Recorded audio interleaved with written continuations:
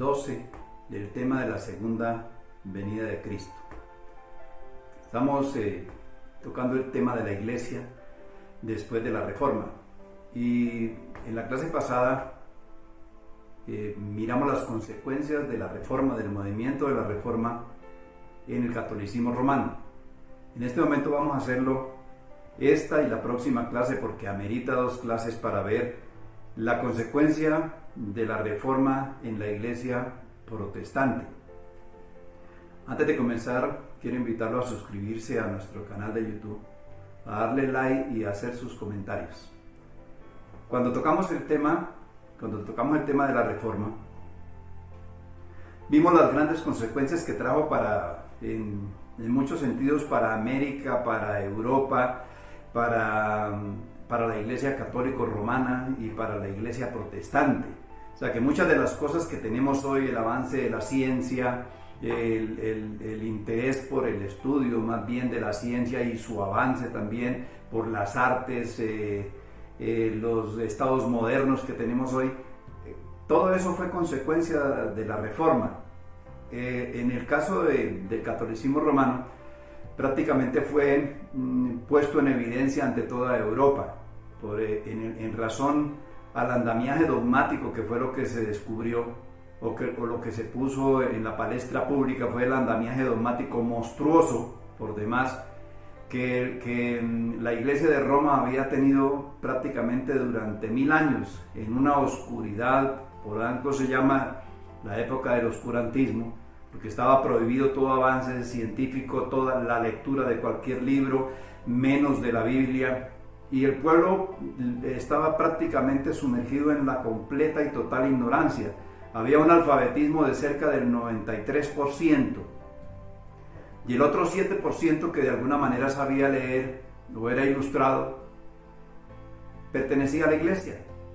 Así que es fácil entender que un pueblo ignorante, como lo dije en la clase pasada, era una presa fácil de una iglesia como la iglesia de Roma, con el firme propósito de gobernarlos, de explotarlos y de hacerlos sentir prácticamente como unos seres miserables de los que Dios no tenía misericordia. Eso fue una venta de salvación en un andamiaje dogmático monstruoso que la Reforma en poco cambió, porque hasta el día de hoy sigue igual. Lo que sucedió con el catolicismo romano fue que perdió los bastiones en Europa, perdió la alianza que tenía más bien, o el control más bien que tenía con príncipes y reyes de Europa, quienes tenían que tributarle también a la iglesia.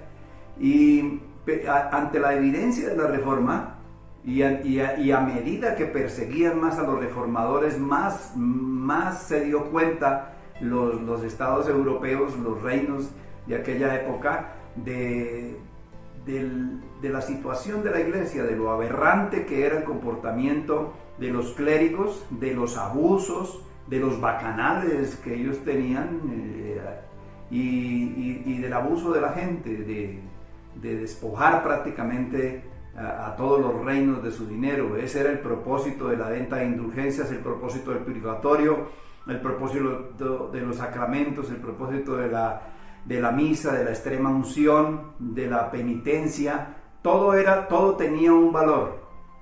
Ahora, cuando viene la Reforma, entonces aprovecharon muchos estados europeos y muchos reyes para apartarse de la Iglesia Católica Romana.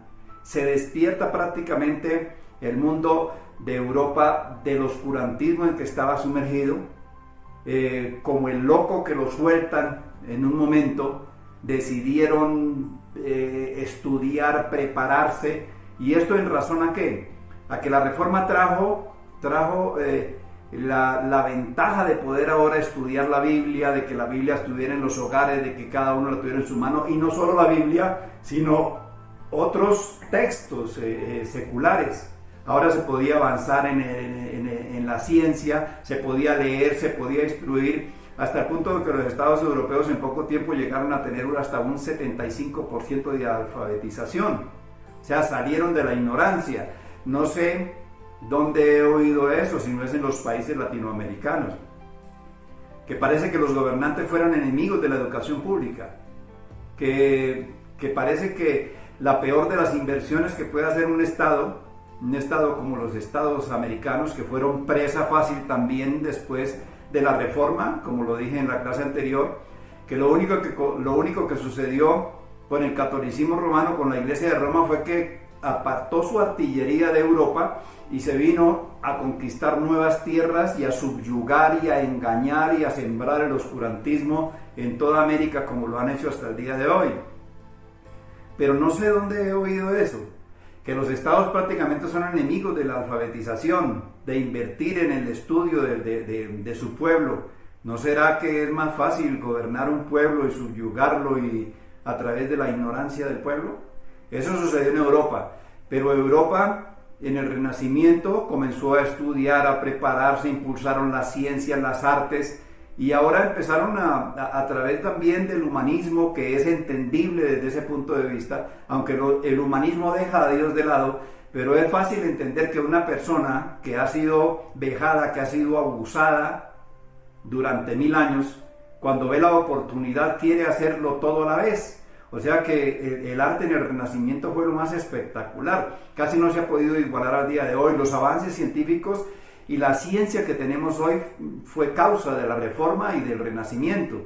Entonces ya no eran ignorantes, ya tenían un libro en la mano, ya querían estudiar, ya querían avanzar en todas las cosas, ya querían darle más valor al ser humano, porque había estado 1000 años prácticamente desprotegido y había pisoteado y abusado.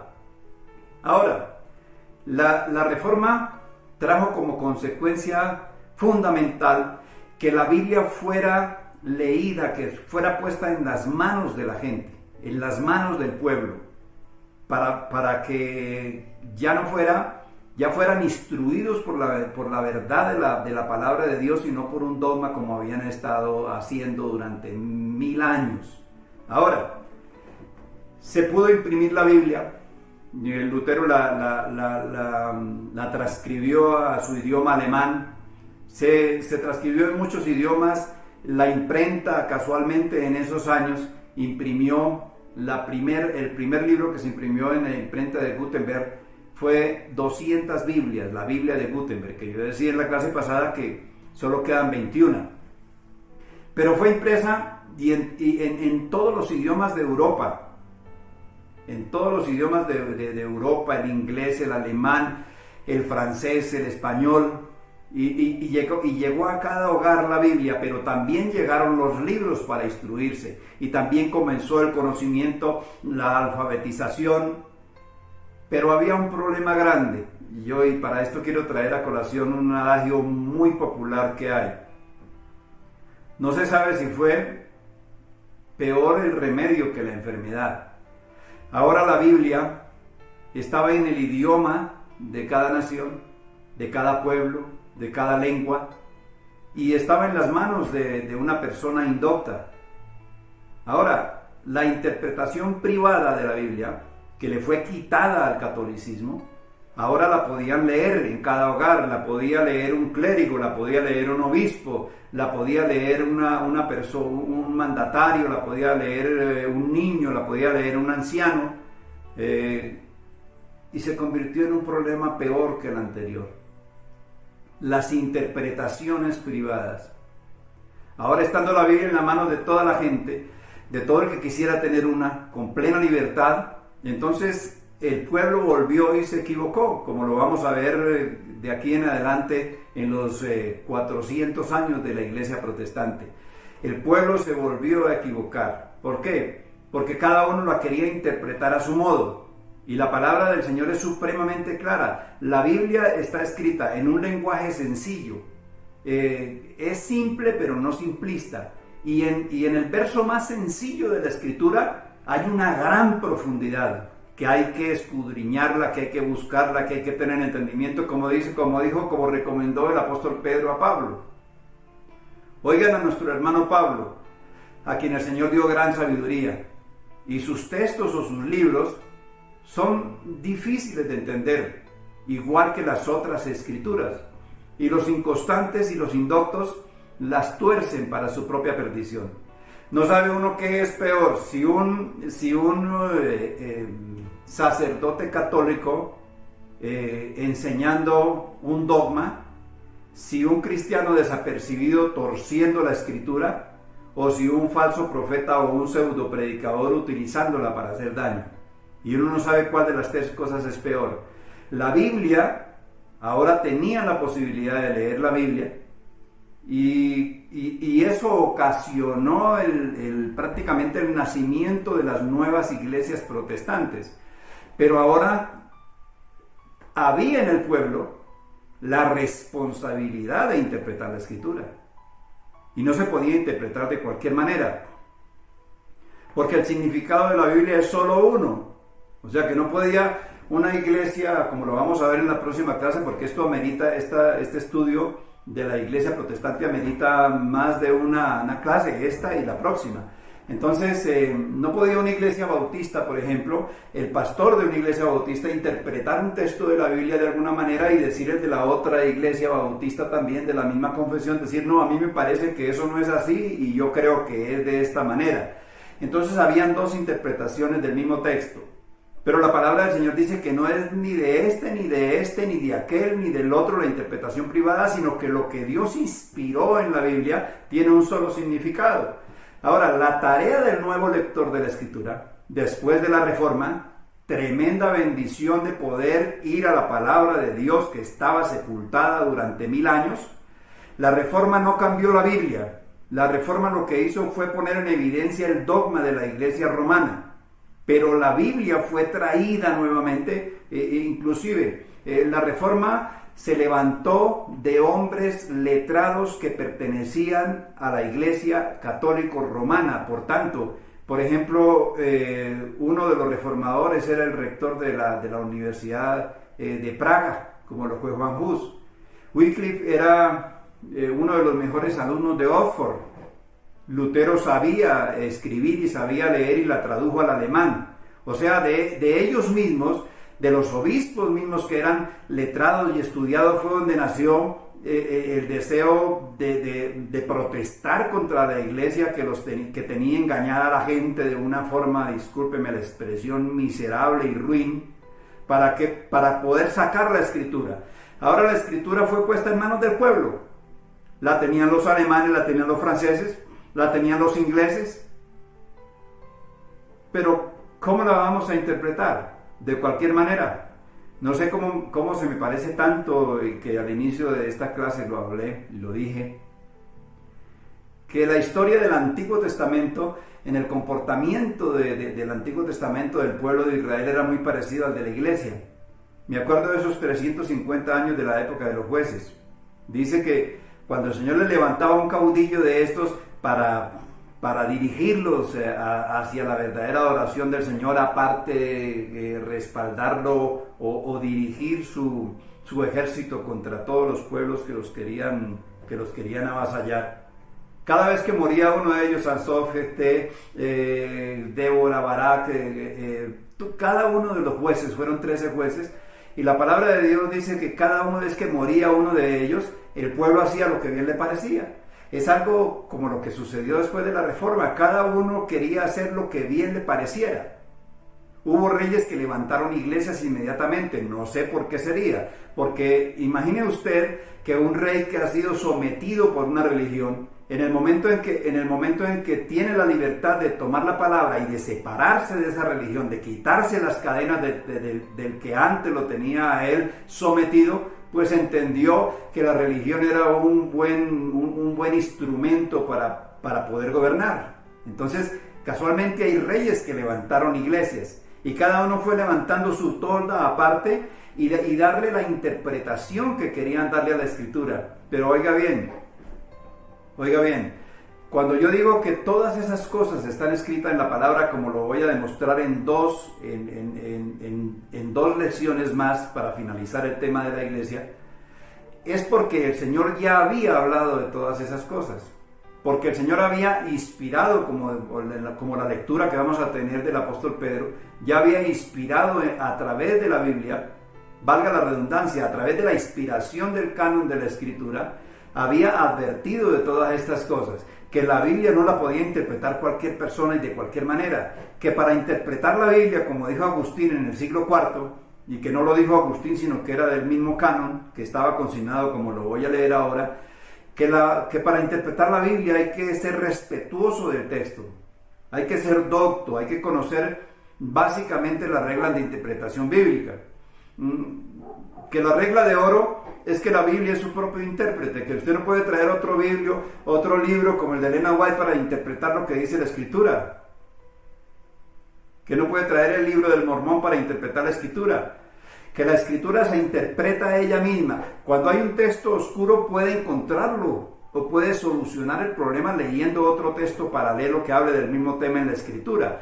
O sea, la regla de oro, la Biblia es su propio intérprete. Después, las palabras según el texto, según el contexto, según el designio, según el propósito, según los textos paralelos, según el autor del libro, según el tema que se esté tratando, hasta llegar a las disposiciones generales de Dios. Y no solo es la Biblia la que se estudia de esa manera, o sea, las reglas de hermenéutica no son válidas únicamente para la Biblia, es para cualquier texto que se quiera escudriñar.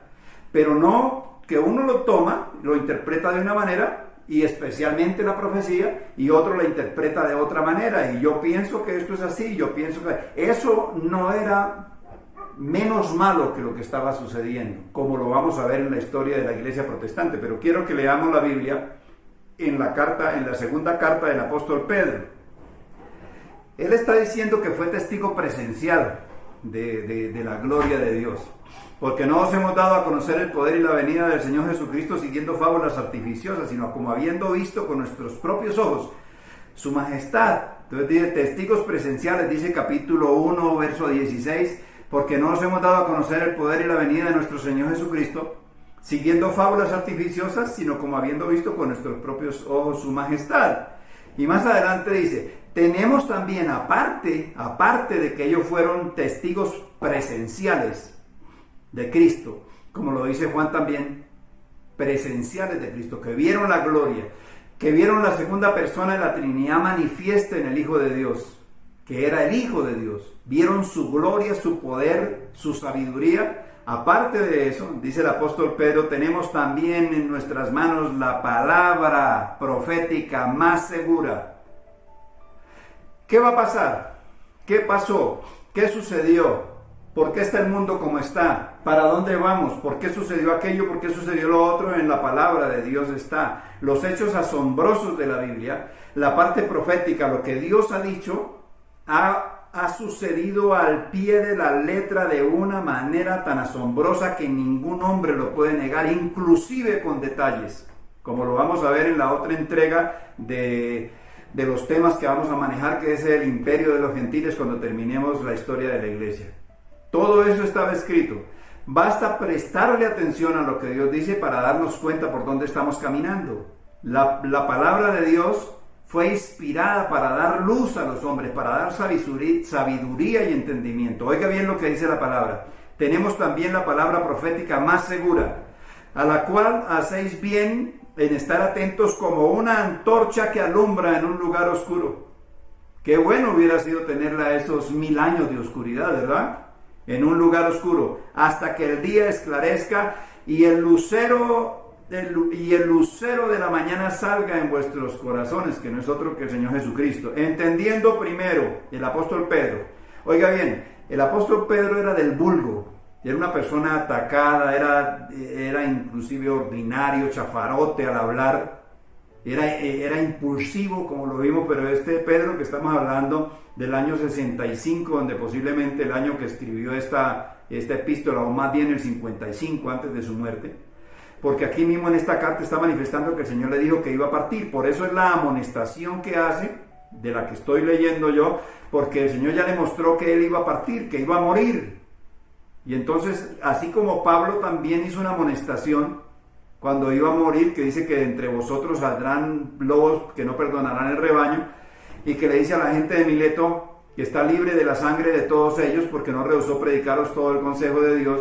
De la misma manera aparece Pedro despidiéndose y dejando consignado por la revelación del Espíritu Santo este texto maravilloso, que tenemos la palabra profética más segura. pero entendiendo, hace claridad, primero esto, que ninguna profecía de la Escritura es de interpretación privada, lo que quiere decir que nadie puede interpretar la Biblia como quiera. Tiene un solo significado y hay que trabajar, eso es lo que se llama exegéticamente, ir a la raíz, al texto, a lo que se quiso decir, saber por qué se dijo, qué palabras se usaron, cuál es el propósito, entender el propósito del capítulo, el propósito del libro en general, para poder comprender lo que está diciendo, que es de interpretación privada, y vamos a ver el contexto, porque nunca la profecía fue traída por voluntad humana, no la escribió ningún hombre, fueron inspirados por Dios, sino que los santos hombres de Dios hablaron siendo inspirados por el Espíritu Santo. Ahora, ¿por qué diría eso? Que la Biblia no era de interpretación privada. Entiendan eso, tengan cuidado, la Biblia no es de interpretación privada. Miremos el contexto, capítulo 2. Estos capítulos se colocaron no porque los apóstoles los colocaron, sino porque se hizo después, cuando se escribió el canon de la Escritura, mucho tiempo después se colocaron capítulos para poder ordenar y poder facilitar el estudio, pero es un texto seguido, siendo inspirados por el Espíritu Santo, punto. Pero hubo, dice Pedro, pero hubo también falsos profetas entre el pueblo, como los habrá, falsos maestros, que introducirán encubiertamente herejías destructoras y aún negarán al Señor que los rescató, atrayendo sobre sí mismos destrucción repentina. Y muchos seguirán sus disoluciones, por causa de los cuales el camino de la verdad será blasfemado. Atención, y por avaricia harán mercadería de vosotros con palabras fingidas. Sobre los tales, ya de largo tiempo la condenación no se tarda y su perdición no se duerme. No sé cómo hizo el Señor para saber lo que hacía, perdónenme que sea sarcástico, pero todo lo que el Señor dijo en su palabra sucedió. Ahora la Biblia la tiene el pueblo. Ahora van a entrar los maestros, van a entrar los falsos maestros, como entraron a corromper en el primer siglo. Van a interpretarle la Biblia al pueblo, van a distorsionar la verdad, van a hacer que el camino de la verdad sea blasfemado. No sé qué es lo que pasa hoy. Ya no se puede decir soy pastor, porque la persona del común está prevenida contra el evangelio. Porque cuando alguien dice soy pastor, ya todos están mirándolo como si fuera un ladrón. No sé por qué. ¿Será que el testimonio del evangelio ha sido echado por el piso por los pseudopredicadores que solo buscan enriquecerse, como dice el apóstol Pedro? Avaros que interpretan la palabra de forma incorrecta para llenar sus arcas. ¿Cuál es la diferencia de llenar al pueblo con mentiras de dogmas y de malinterpretar la Escritura para conseguir el mismo fin que tenía la iglesia de Roma, ahora en la iglesia protestante? Entonces la Biblia está en manos del pueblo. Cada uno la va a interpretar. Tenemos la grandísima responsabilidad y el grandísimo problema de que muchos van a interpretarla mal y que los primeros que van a coger la Biblia son los falsos, para empezar a darle una connotación diferente, para empezar a malinterpretarla, para empezar a manipular, porque no hay una forma más espectacular de manipular a un pueblo que a través de la religión, a través de una mentira, alienar su mente. Pero la palabra de Dios es clara, mi estimado hermano. Las palabras de Dios son vida, son espíritu y son vida. Y en medio de todo ese río revuelto, de los problemas del renacimiento, del estallido del humanismo, del avance de la ciencia, de la Roma que enfiló sus baterías hacia América para poner las cadenas que tenía en Europa en otro pueblo que acababa de nacer y que lleva 500 años arrastrándolas a través de la esclavitud, del despojo de todas sus riquezas y de la implantación del mismo dogma que tuvo en el oscurantismo a toda Europa. Ahora tenemos la posibilidad de estudiar la palabra. Ahora hay libertad para estudiar la palabra, ahora hay libertad para crecer, ahora hay libertad para educarse, ahora hay libertad para pintar un cuadro, ahora hay libertad para hacer un método científico y descubrir nuevas cosas. Pero la maldad del hombre siempre está en el corazón. Y el deseo de entorpecer el camino del Señor.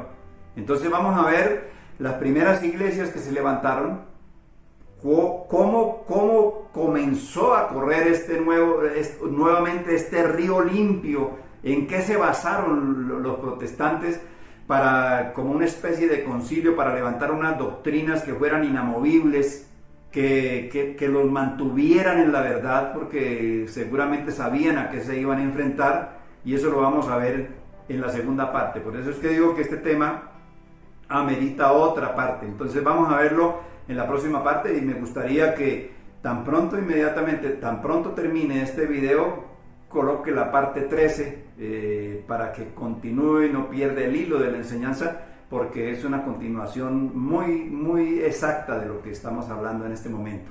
Que el Señor le bendiga. Espero que haya podido expresar verdaderamente lo que sucedió con las Biblias, con la interpretación privada y con las 6.000 millones de Biblias que han sido impresas desde el día en que Gutenberg imprimió las primeras 200. Que el Señor lo bendiga. No se aparte del canal, busque el otro tema y vamos a continuar con la historia de la iglesia protestante después de la Reforma. Que el Señor lo bendiga.